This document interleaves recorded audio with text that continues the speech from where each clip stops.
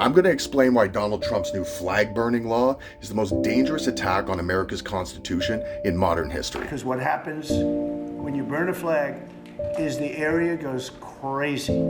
If you have hundreds of people, they go crazy. But when you burn the American flag, it incites riots at levels that we've never seen before. People go crazy.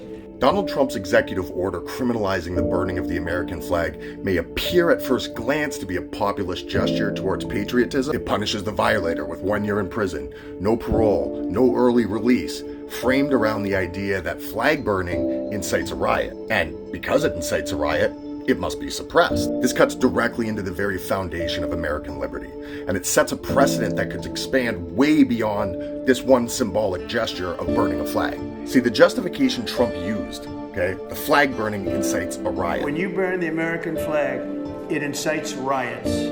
That part is the true red flag. Because if the government can criminalize expression on the basis that it causes strong reactions, then nearly any form of dissent can be silenced. So now what happens if somebody's waving a "fuck Trump" sign at a rally that he doesn't like? What if you're standing outside with a sign that says, "Stand up against the government"? Under this logic, any protest that gets people riled up or angry could be labeled criminal. And what he's doing isn't about patriotism, it's about controlling dissent, by equating emotional outrage with incitement.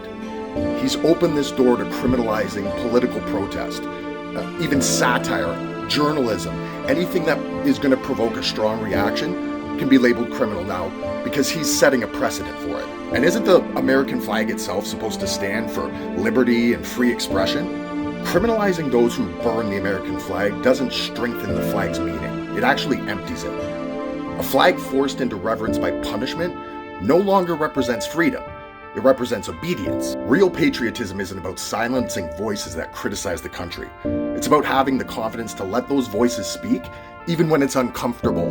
This executive order isn't about flags. This is a test case. This is a way of seeing how far the government can go in restricting expression under the guise of protecting public order. And if America accepts this, it sets a precedent that is not going to stop.